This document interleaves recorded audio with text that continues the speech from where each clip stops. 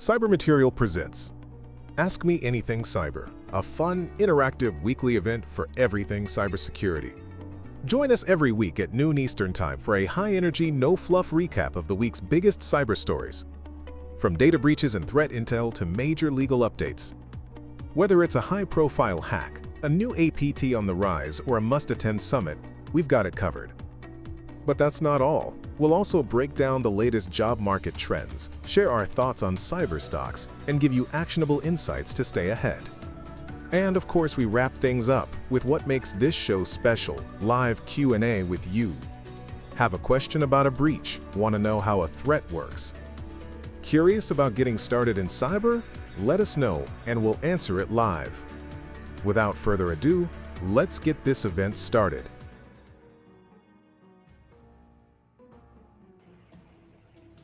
Hello and welcome everyone to another episode of Ask Me Anything Cyber. I'm your host Prapti, and today we are diving into a topic that affects every organization moving to the cloud. So let's get started with cloud security posture and visibility. Joining me is my co-host and cybersecurity expert Sophie, the CTO of 911 Cyber. Hi Hi, Sophie. everyone, how are you? Great background. Thank you. It's How are just like you enjoying Halloween? I'm good. I'm just like we're so close to Halloween tomorrow, so I like let's get ready. Yeah, definitely. And together, me and Sophie will explore what happens when cloud visibility is poor, how misconfiguration can lead to data breaches, and how AI-driven alerts are changing incident response because Sophie is an expert in incident response. And we'll also look at some real-world examples of personal cloud compromises and discuss what individuals can actually do to protect themselves in this day and age. So, Sophie, a quick question, like just to give users, viewers, an idea about what the event is going to be about. So let's start with incident responders' perspective, right? hmm When visibility in the cloud is poor, and what kind of incidents become harder to detect or to contain? Yeah, that's a great question to get this event started. Yeah, And when I'm from my experience from an incident response, this responder yeah, perspective, when visibility is in the cloud and it's limited, anything yeah, that doesn't leave obvious traces becomes much harder to detect. So this can include like lateral movements between cloud workloads, subtle like data exfiltration, Mm, misconfigured permissions, being abused, or compromised services account. So basically, the more an attacker can operate under the radar, the more difficult it is to contain because it might not even know which systems are affected or how far yeah. the activity has spread. You know what I mean? Yep. And in your investigations, how often do you encounter situations where the lack of visibility or misconfiguration in the cloud directly led to a data breach? Um, well, like in my experience, like it happens more often than people realize, actually. Like a Huh. significant portion of incidents we investigate, especially in cloud environments, they stem from either like misconfiguration or blind spots in visibility. So things like overly permissive, like IAM roles or unsecure storage buckets or Uh-huh. monitoring network activities, they frequently like turn what could have been like a minor issue into like a full blown like data exposure. So Mm-hmm. essentially, like if you can't see it, you can't defend it. And attackers, they are like they sort of exploit that every day, right? So Hmm. it's like very hard, like when it's not visible, when like there's a lot of issues related to that, a lot of data breaches. Like for example, there was one today, it was from Ernst and Young's like data Yeah. leak. It was like a massive 4 terabyte from an SQL Wow. server, and it was like publicly exposed on Microsoft Azure because it Hmm. was not encrypted, so it was not like secure properly, but it Yeah. was not visible to their like IT team. So Uh-huh. there was like it was a SQL Server backup, and it usually like contained like full databases dumps, and Mm. includes schemas, user data, and a lot of like crucially embedded secret APIs keys, credentials, Yeah. authenticated tokens. So they discover this like backup server like in the cloud that it was Wow. not protected. So when we talk about like real life situations, like this is actually happening today. So like Wow. that's what I say, like it happens more often than people realize. So we do have like a sample today that is And coming up mostly seems tomorrow. like, Hmm. it seems like it's mostly the lack of, encryption and protection on some level. Yeah. Yeah. So, and since we're getting a lot of perspective from incident responders such as yourself, so when incident responders rely on telemetry from cloud native sources rather than traditional on prem logs, how does that change the process? Does it make incident response faster or introduce new challenges? So the main difference in that, like in the cloud, is like you often relied on API driven telemetry and rather Yeah. than traditional systems or network logs. So this changes both how you collect the data, how you analyze the data, and cloud native sources give you like richer context around like user activity, permissions, and service interaction, but then it can also be a little bit more fragmented and harder to correlate. So Yeah.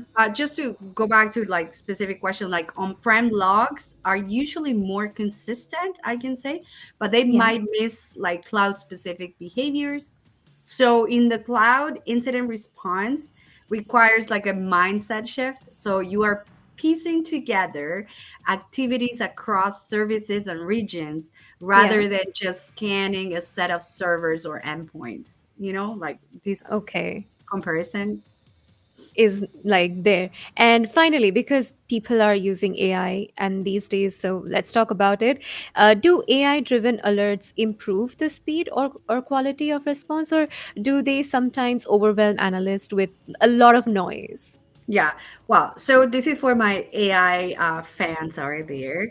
And I agree Hmm. with them because AI automates a lot of things, like a lot of like threat detection, analysis, alerts that before it was a little bit cumbersome. Like you got a lot Hmm. of data dumps. So with AI, it help you automate like analysis and intelligence. But when we talk about, like you mentioned, AI driven alerts, so it does have the potential to speed up response, highlight Mm. patterns that human might miss, especially like across like large complex cloud environments or Yeah. a lot of like data.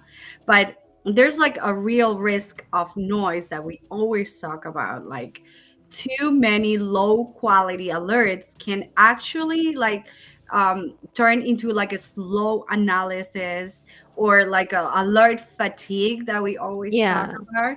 So the key for like security teams is to fine tune the models and integrate them with context for your specific environment, so they surface the incidents that truly matter to you, rather than just like a lot of like noise and background information that you don't actually need. So Yeah. that's why you always need the human to put their hands on, fine tune that model and say, Hmm. you know what, we want alerts based on these specific data, ignore the rest, or just treat it as a lower priority. Priority. So Yeah. that's why it's very important to actually train your own AI model. So some companies, they offer you AI cybersecurity analysis, but some of them, they don't offer you to train your own model. So Mm. sometimes you will have to build it in house and get your specific design AI analysis tool that actually works for your software, your cloud environments, or anything that you need in your cybersecurity team. Got it. Actually, we have a comment coming on LinkedIn saying that, hello, love the theme. Happy Halloween in advance. Yeah, happy Halloween. Hmm. Thank you so much for joining. If you have any questions about cybersecurity and you want us to answer, especially about cloud security, we are here for you today. So make sure whoever is watching, all our viewers, that you leave your question in the live chat. Let's bring the discussion closer to a bit of real life impact. Cloud visibility, Oops. as we were talking about, it affects personal safety and digital identity too. And what happened to this young woman was absolutely terrible. Mhm. I'm just going to give you an overall idea of it. So, a young woman shared online that her personal cloud storage had been accessed without permission. Deleted photos were retrieved and misused, and these photos were sensitive and private in nature, causing emotional distress and privacy violation to her. She later discovered that her entire account, including the contacts and backups, had also been compromised. So, Sophie, when this happens, what can a user do? This seems like a lot of damage. Yeah. First of all, like I'm so like sad that this happened to this Yeah. person, because it's like a terrible situation, and like this is like something that you don't want to go through. Yep. So that's why whenever you are setting up permissions, security, or anything in your like cloud environment or secure or tools that you're using, you need to Yeah. be very careful, because this is something that can happen to you. So Yep. we sort of censor this a little bit, because it includes some sensitive information about the person and how this person was feeling.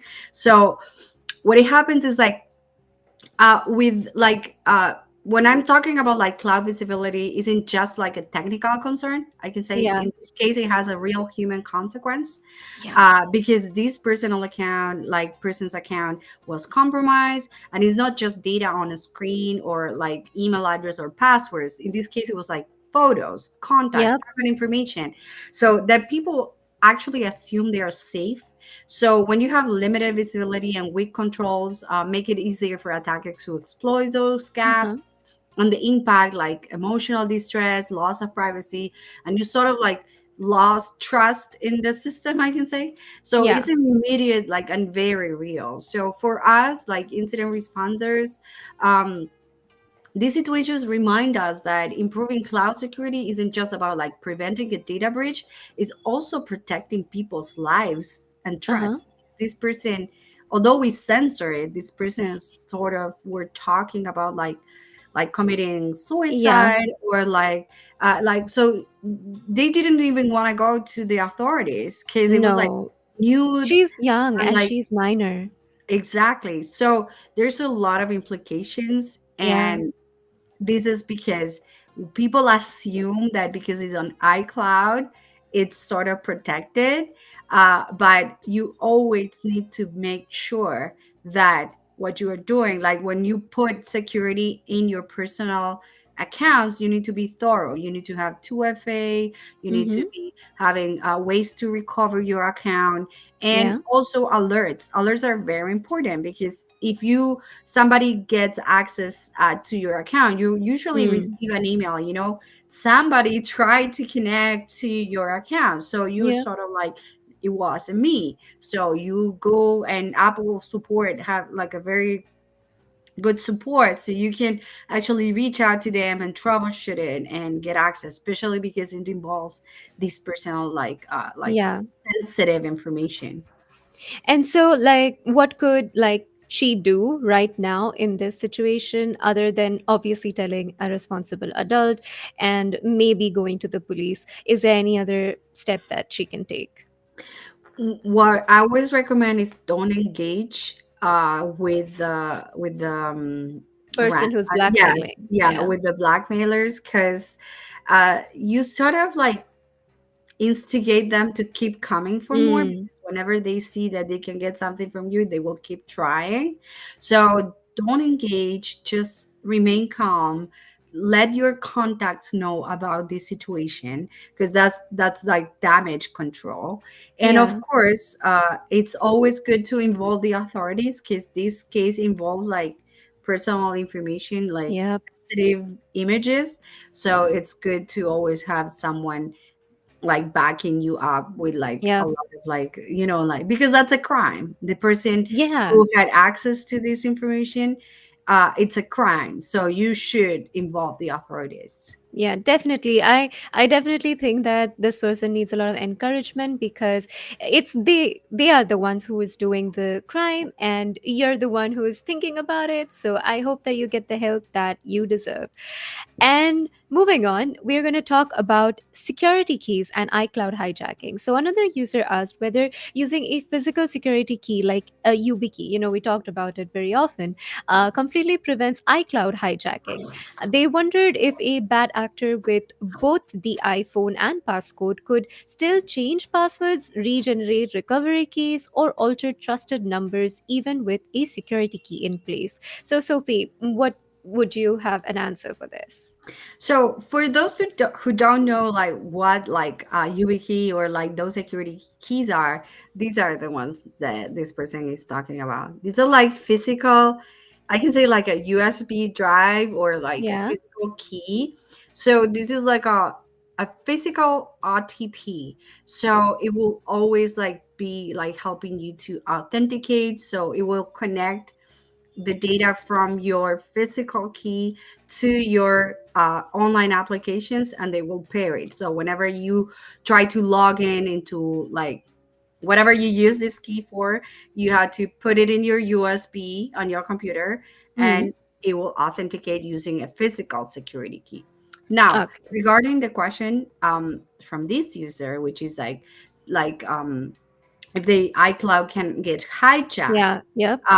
if they prevent getting hijacked, well, the short answer is yes, because it provides a very strong protection Mm. against phishing and authorized login attempts, because they require the physical key.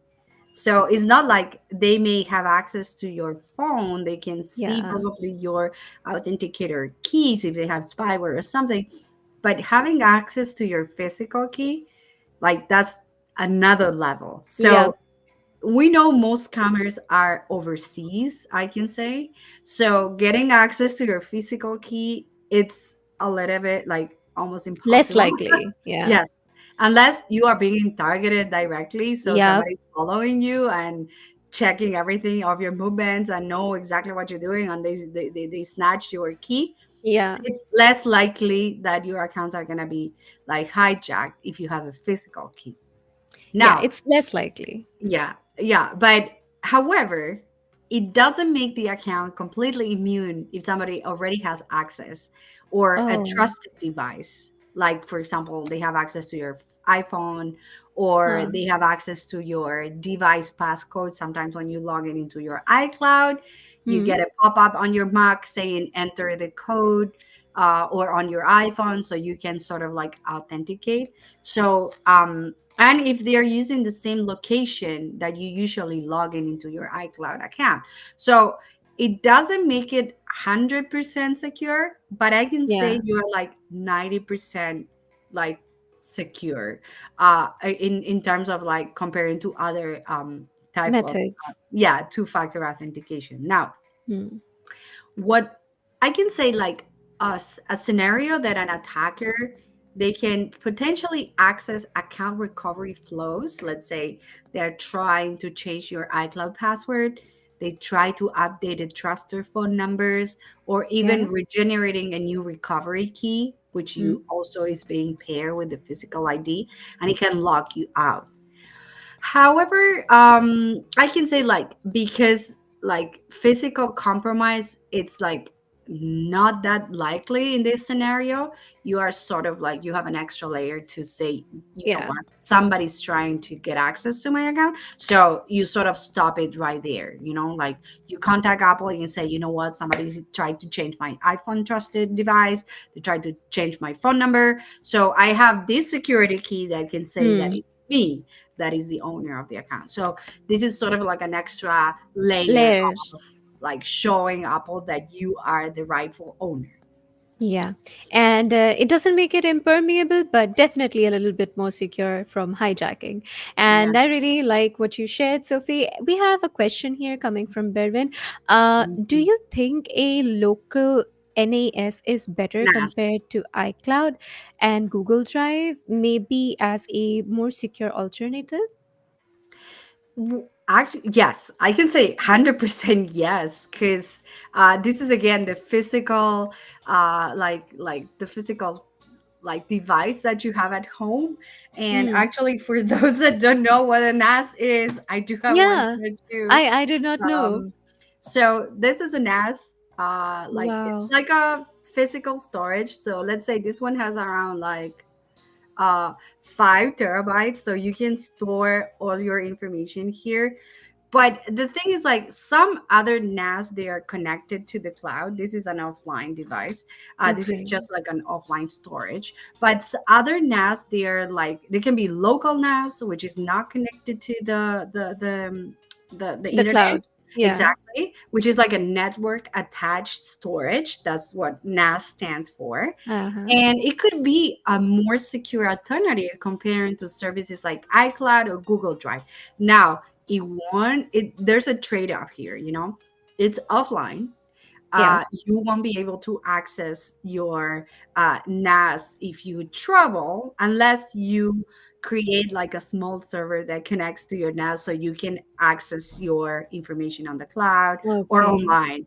So it's something like you have like a dedicated device where you store all your data, and you only access it when you connect this NAS to Hmm. your computer or whatever like you're using to access the data. So that's this sort of like a trade-off of off the cloud and in the cloud. So Yeah. it is a little bit more protected. There are some downsides, like the NAS can get corrupted, and you lost access to everything unless you have a backup of a backup of a backup of your NAS. Yeah. So you have like 5 NAS at home with everyone, but nobody has the time to do that. That's Yeah. why the cloud is so popular. And but again, you can actually connect your NAS to your network to use it like localized management, and you can ensure that everything is like linked to your local network.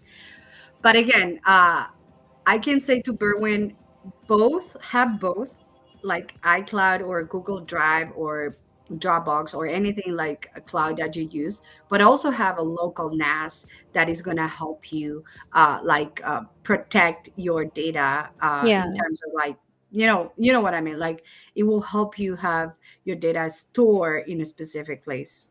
Yep. Thank you so much. Another user is asking about something that I think I know about. Can you please post SOC analyst, SOC analyst guide? And yes, we do have that. You can go check out on CyberMaterial, it is there on the featured post. And if you want, we can also reshare it with you coming Friday and you can check it out. It is divided in many parts. The one that is currently featured is a general one. So if you want like a quick overview of things, you can check it out. But we also have the featured ones, which I'll share with you over the weekend. Definitely. Thank you so much for asking that question. Okay. Now going about with the another user is asking if a using a VPN when iCloud data is uploading could cause any security problems. They use Proton VPN to access apps not available in their country and wanted to be sure their photos and backups stay safe. So, can it interfere, Sophie, with iCloud's encryption? Well, just to say, because I read the question and the person said, sorry if it seems a bit too dumb. I just want to say that that's not a dumb question at all. And I'm Yeah, so happy that somebody actually, actually is very pays smart to check attention. that out. Yes. Yeah. So here's my clear explanation of this. Using a reportable like VPN, like Proton VPN that this person is mentioned, and your iPhone generally does not create any security problem because for iCloud uploads, Hmm. like iCloud data, like photos, backups, documents, are end-to-end encrypted when they leave your device and in transit to Apple server. This means even if your traffic is rerouted through a VPN server, Apple servers can still decrypt your data securely, and the VPN won't interfere with that encryption. Now, a few practical things to keep in mind regarding this is like VPN speed. Sometimes the upload can be a little bit slower because your data is being routed through the VPN. Um, and next, the second part is like app behavior, because some apps can detect VPNs that they may behave differently, Uh huh. but and it will give you a warning. And you need to be careful when you have where you, for example, you're not using iCloud, so you're using another like cloud to upload. Yeah. Sometimes you will have some warnings, so you may have to disconnect your VPN to keep uploading. But in general, like the combination between Proton VPN and iCloud, it shouldn't be an issue because Proton won't be able to see what type of data you're uploading, because when you upload to iCloud, it's end-to-end encrypted, especially like phones, documents, etc. Thank you so much for your answer, Sophie. And yep, so apparently it does not interfere. I hope you got your answer. And now the next question is about privacy in iCloud backups. So someone else asked what Apple can actually see in an iCloud backup. Since not all data is end-to-end encrypted, they are worried that Apple might be able to view their browsing history or app content. So Sophie, what exactly is visible to Apple, in an iCloud backup, and how much data is actually protected? Yeah, so this is a great question because I want to talk about like how Apple sort of secures the data. No, so Yeah. when this person says like not everything is end to end encrypted on Apple, Yeah. that's true, because there is like some services that Apple offers that you have to enable the option of Oh, to encrypt that data. For example, you have to go to settings, you have to go to security, and you have to enable like end-to-end like encryption, hmm. because some of them they're they are encrypted end to end, like in transit and at rest, but sometimes they are not end to end encrypted. So it means Okay. that technically Apple could access the contacts of this backup if compelled to, including like Safari history or other app data that is included. So if your browsing app is part of this iCloud backup, the sites you visit could be stored there and they can access that data. Now, for truly private browsing, you want to use like apps that offers end-to-end encryption, or you can disable sensitive apps from being back up Okay. into the iCloud. But to go back to the other services that this person mentioned, like iCloud Kitchen, which is the password manager that Apple has, it is end-to-end encrypted, so your passwords remain like completely private, even from Apple. Okay. So Thank you so much, Sophie, for your answer. And the next one is actually about iCloud emails. We are talking a lot about iCloud, so let's cover this. Another user said they are moving away from Google services and considering using iCloud Mail for everything. They asked how safe, secure, and private iCloud emails are compared to other privacy focused email providers. So, Sophie, what would you rank iCloud in terms of encryption, tracking, and Yeah. privacy? Well, I'm not gonna I'm not giving free publicity to anybody here. Mm-hmm. This is just mainly purely like technical speaking, I can say. Mm-hmm. iCloud Mail is generally a little bit more secure and more integrated into Apple's ecosystem. So for those who have like iPhone or use Mac on a daily basis, they are sort of like a little bit more, like you say, protected. But it's important to understand what it means for like privacy emails, because they are encrypted in transit using TLS, and they are stored encrypted on Apple servers, but they are not end-to-end encrypted by default. That means Apple technically could access the content if they have to do it by law enforcement, or if there's a security incident. Comparing to Gmail, iCloud Mail does not scan your emails for advertising purposes. So, Uh-huh. like Microsoft or Gmail do, which is like a privacy advantage, I can say. However, if your priority is maximum confidentiality, like truly end Mm. to end, as we call it, there's a few services out there Mhm. that you can use, like Proton Mail or Tutanota, which is are like stronger, because only you and the recipient can actually read the messages. Yeah. But again, I'm not endorsing any product out there. So Yeah. because like it depends on what you're looking for and what are you gonna be using this like email for. So I don't want to be in any trouble here. Yeah. It is important for you to actually understand the risk. There has been some changes also with Proton services, in the sense of like like they are in the European Union because they are in Switzerland, Yeah. but there has been some like pushbacks in terms of like law enforcement trying to access their servers for like criminal activity and whatnot. So don't take this at like face value. If they said it's end-to-end encrypted, probably it is, but there's always like a backdoor or like any way to Mm. actually see something. So I can't vouch for anything unless you create your own email services, like email service, and you do it yourself and you know that you are the only one. But again, if you're sending an email to someone in Gmail, Yeah. it's not gonna be like and do it encrypted. So Because again, that's a different service.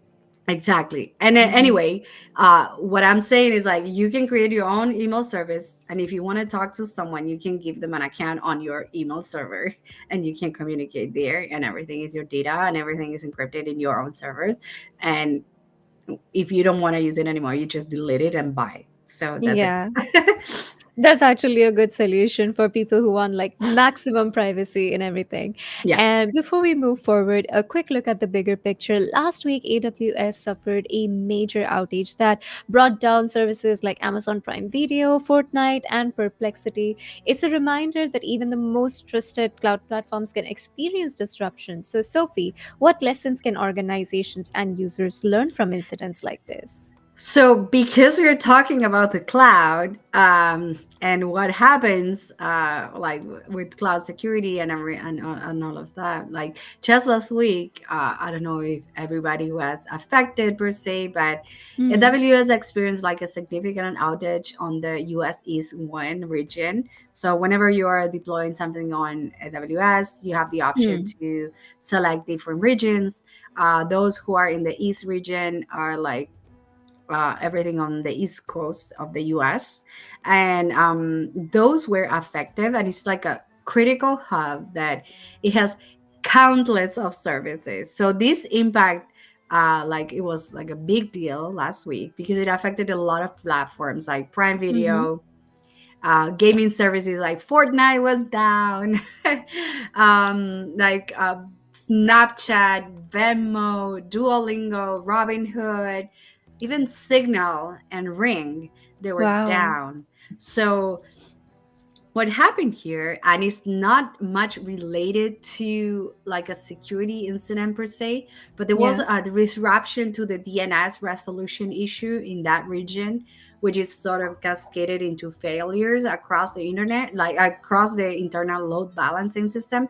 So everything has been restored, I we can say, but even like big corporations, they are not immune of these cloud Yeah. issues.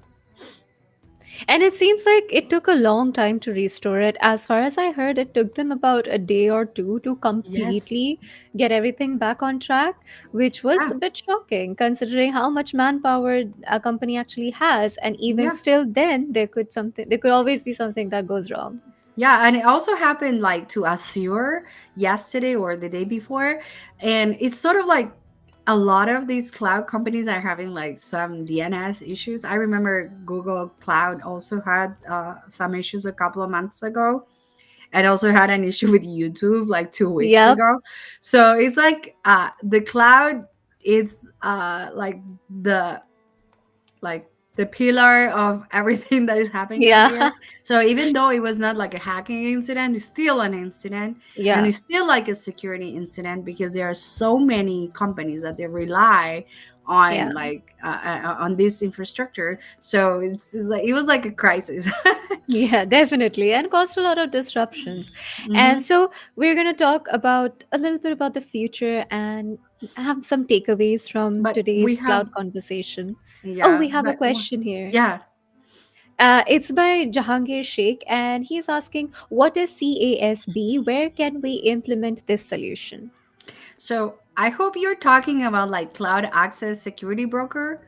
I hope that's what it is. If you can confirm for us on the Yeah, chat, because to be honest, there are so many acronyms in cybersecurity that is a little bit hard to keep up with all of them. And every day there's a new acronym popping up. So anyway, what this it is, it's like a security solution that it's between like an organization's users and a cloud service provider, like a SaaS or like a software as a service platform, so to enforce security policies and provide visibility, compliance, and threat protection for cloud usage. So in this case, they help organizations secure, adopt cloud services, and they maintain control over sensitive data and ensuring compliance with internal and like regulatory requirements. So basically, like what it is like a security enforcement point between like users and cloud services.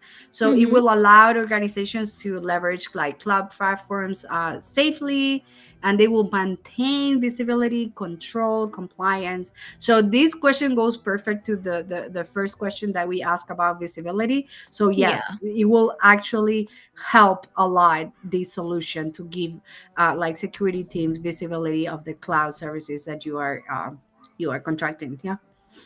Thank you so much for your question, Jahangir. And another reminder to the audience watching us today, if you have any questions about the cloud or even cybersecurity in general, we are here to answer it for you.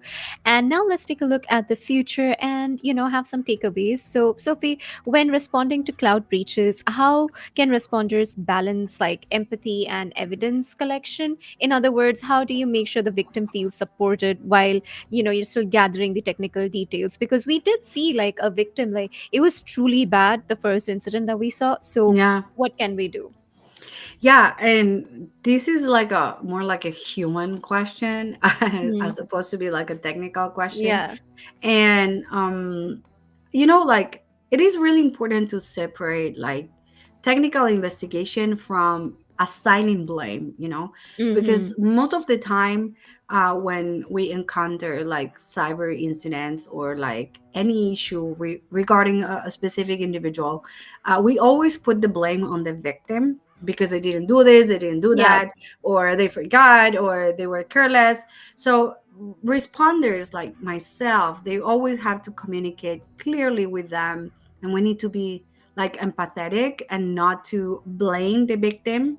And we need to let them know that we're gonna be containing the incident, we're gonna be protecting the data, and we're not gonna be pointing fingers. Um, Mm-hmm. of course, at some point in the report is gonna come up what was Yeah, the what went wrong? yes, what went wrong. So we try not to do it at pointing finger to specific individual or team or whatever it is, because it's important to learn from that mistake and not Mm-hmm. actually like blame shaming a victim, because they're already going through like a very hard Yeah, like situation. So one has to be like very careful on not to like how to keep like navigate through yes, this. yeah. Thank you so much, Sophie. And if you had to share one actionable takeaway for the viewers out there today, something they can do to do this week itself to strengthen their cloud security and posture, what would that be? Yeah, this is like great because we always try to be positive in terms of cybersecurity and not be like alarming or like, like victim shaming. But Mm-hmm. I always try to say, like, try by auditing and tightening your cloud permission this week. For example, make sure that, on a personal level, let's say if you're an individual and not part of an organization, uh, you have to be sure that if you're using iCloud, you have 2FA enabled.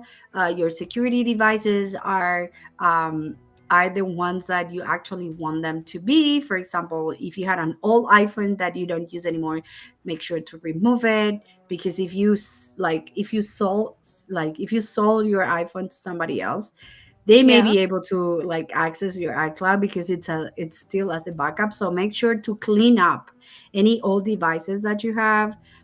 You can refresh passwords, you can refresh connections. You can also make sure that there's a small thing that you can do on Apple to enable security end to end. You have to go to settings, and there's an option that you have advanced security, and Mm-hmm. you will be able to go and turn on advanced data protection, which is an end-to-end encryption for iCloud in general. So Hmm. it will give like advanced protection, and you have to turn it on. And you will be asked to have an account recovery contact, for example, somebody that has another iPhone. So make Yeah. sure this person doesn't become your ex, Yeah. because We have sometimes seen that. we have seen some revenge ex situations. So try to Mm-hmm. pick, if you have a sibling, or if you have a parent, or if you have a cousin, or somebody that is not going to become an enemy in the Yeah. future, because we have dealt with a lot of like ex having access to your iCloud Yep. account because they were the trusted contact. Um, so you need to be sure to select a recovery contact that you trust, and you will have to save a recovery key, which is Hmm. like a a lot of numbers that you have to save, which is like a backup code.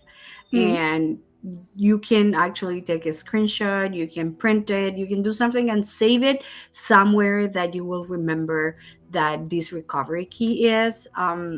I know we always talk about the post-it, paste it on the computer or on the wall or whatever, Yeah. but what you can do if you're like a very like organized person, uh, what I can recommend, you can print this security key, Hmm. fold it in a paper, and you can put it inside your passport and then save it when you put your passport.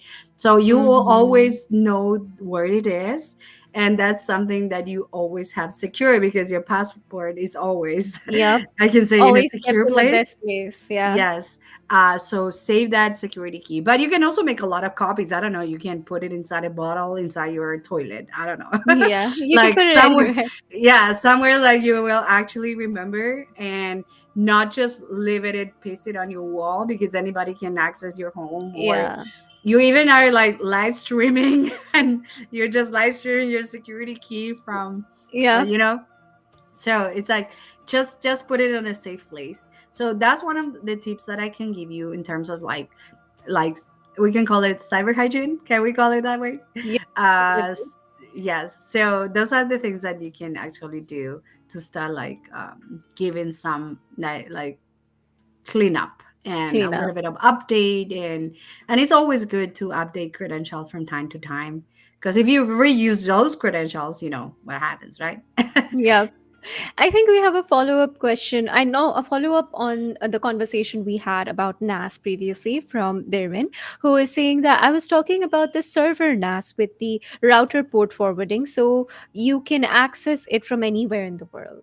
Oh, well, yeah. I mean, that means that you're thinking like a server grade NAS, like rather like a consumer or like a small device. Or the one that you showed. Yeah, yeah, exactly. But again, yeah, this is a great option because you actually are the owner of your own server NAS, I can say.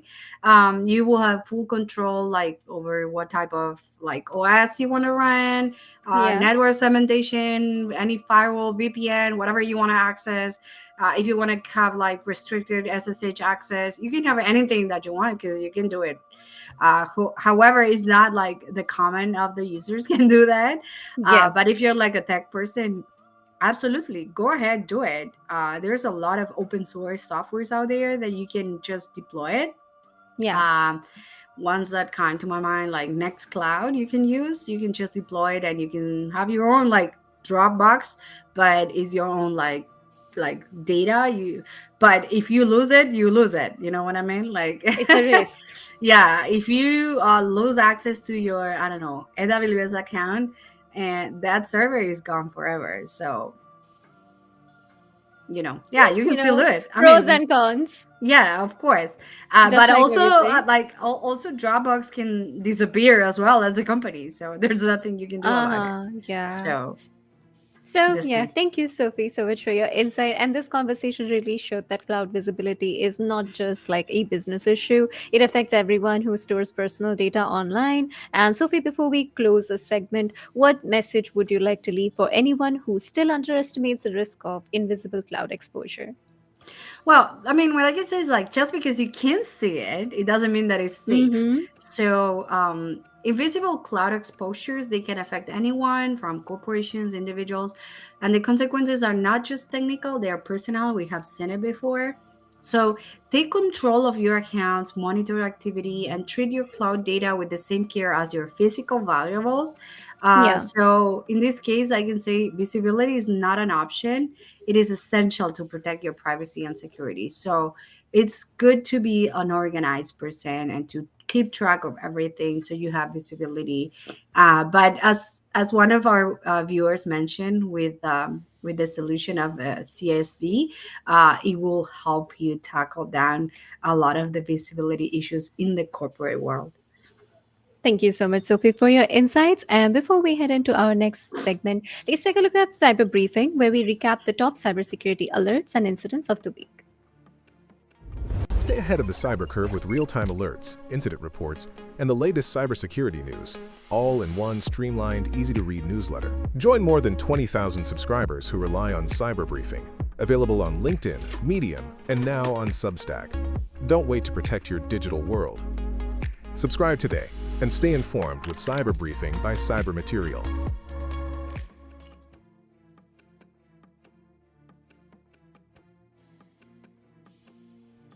That was the cyber briefing where we talk about our latest incidents, alerts, and news. So if you want to keep yourself updated because you never know what's going on, it's all there.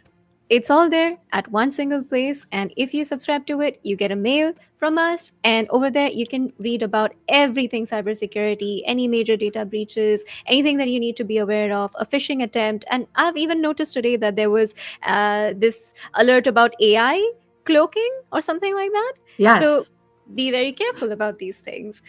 So for our top cyber alert, we have X is urging all users with security keys to re enroll before November 10 to prevent account lookouts. Yeah, but before we go there, we have like the headlines read by an AI. Let's Let's go. watch. In today's cyber briefing, Platform X is urging all users who rely on physical security keys to re-enroll them soon. In the cyber briefing, here's what's making news today. Threat actors targeted Sweden's power grid this week using phishing and remote management exploits to try to cause disruptions. Cyber briefing. Today's headline. Ransomware payments fell sharply in the third quarter of 2025. Chainalysis says overall payments dropped 35% compared with Q2, landing at roughly $252 million.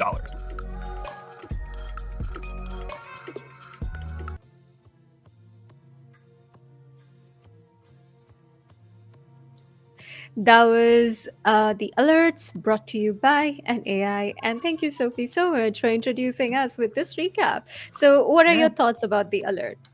So this is fun. We just created this video with the new version of Sora. Sora has launched a new like version. Yeah. You need to get it by invite. So if anybody wants an invite, please reach out to us. We'll give you a code to try the new Sora.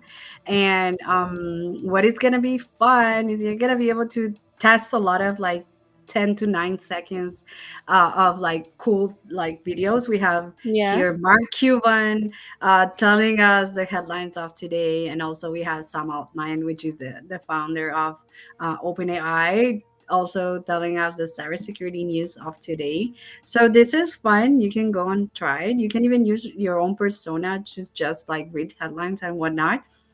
And it's turning like into a social media. So if you Yeah. want to stay into trend stuff, so go ahead, reach out to us and we'll give you an invite for Sora. Thank you so much, Sophie. And it would be like something, I think, because AI has been something that's everybody is using. I think this is a great thing, a great opportunity for creativity over here. And so let's talk about X, urging all users with security keys to re-enroll before November 10 to prevent any account lockouts. So this is fun because not fun. I mean, this is like on point because we were talking about the security keys. Yeah. And this is what is happening right now. All those who have used physical security keys to secure their Twitter accounts before X, they need to re-enroll it again because there's an issue with a domain that it was linked to. So those who have linked their security keys, they were linked to the all key registration, which is twitter.com domain, and they're gonna retire it. So you will have to migrate your entire key to be associated with x.com. So you have until November 10th to do it. Otherwise, you're gonna get locked out of your account. So And will that be recoverable? no. Oh, So no. you need to do it. Only those who have like the security key. It's okay. not like an authenticator or anything else. It's just like the physical security key. Okay, thank you so much, Sophie, for sharing this alert. And moving on to the next one, the hackers have targeted Sweden's power grid, and Canada is warning of critical ICS breaches. So even though those hacks, they are not related per se by the same hacking group, it is related on the sense that hackers are attacking critical infrastructure right now. In this case, they attack the Swedish power grid system, and in Canada, they attack the water plant treatment system. So it's like those type of events, they are highlighting the cybersecurity risk to critical infrastructure. And what happens is like the power grid in Sweden, they suffered data breach. So the external file transfer system, it was compromised. So they had access to all the data of the users. And in Canada, they breached the industrial control system per se in a water treatment plant. They manipulated the controls. So that's a little bit like on a different like a danger of level. Yeah. Because they can alter like water filtration. They can alter water chemicals. Or it's like very, very Health risk. worrisome. Yes. Yeah.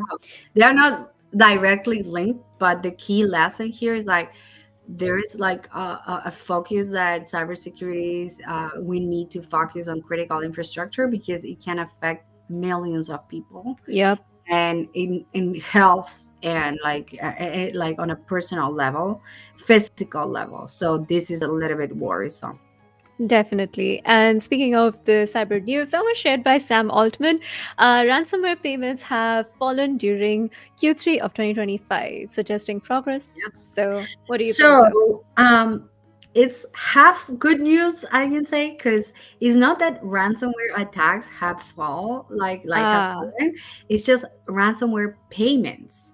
It means okay. that companies stop paying the ransomware groups their ransom. So it Hmm. means that it can sort of discourage them to keep doing it in the future. So probably we will have Hmm. to evaluate Q4 or what are the consequences of these ransomware payments that they are not like being completed. Yep. So in some sense, they are like using like the number one advice from the FBI not to pay the ransom because you sort of Hmm. encourage them. It's almost like the same slogan, like "Don't negotiate with terrorists" because they're gonna Yep. come back for more. So it's very important to like these, like you have like reduced to 23% of the ransomware attacks have been paid in Q3. So Do this you is a. think decryptors have like a role to play in this? I'm sorry. Like the decryptors, like, the Phobos decryptors and Could other be, decryptors. could be, Definitely, right? yes, could be Those are 100%. all good things. Yes, yeah, yeah. And actually, like the lesson like here is like companies they are focusing more on recovery, I can say, Yeah. and they are a little bit more prepared. So if they suffer ransomware, probably they have a good cloud backup, and they will be able to restore this data. So that's sort of the connection between like they are not paying because the data you have encrypted, we have it, so we don't need it back. You can Yeah, just. so we have a backup. Yes. That's So actually amazing. it looks like companies are listening to our incident response planning and how much we have been talking about. Like, you have to have backups, you have to secure your systems. So it looks like it's working. That's actually amazing news. Thank you, Sophie. We always end it on a good note, and I think this was a good note to end with. And thank you for everyone who joined us for this insightful session on cloud security and posture and visibility. And a big thank you to you, Sophie, for breaking down these complex topics and connecting them to the real world impact. Yes.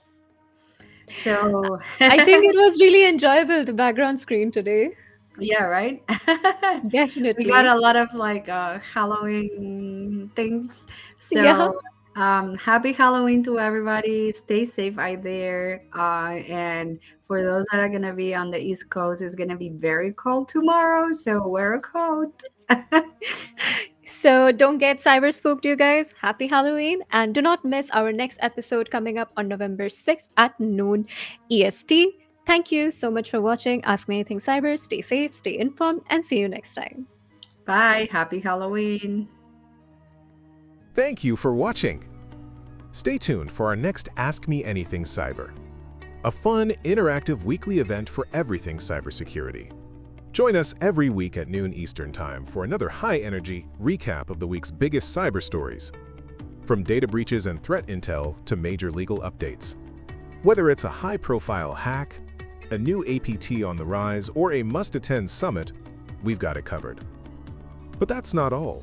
We'll also break down the latest job market trends, share our thoughts on cyber stocks, and give you actionable insights to stay ahead. And of course, we wrap things up with what makes this show special, live Q&A with you. Have a question about a breach? Want to know how a threat works? Curious about getting started in cyber? Let us know and we'll answer it live. See you next week.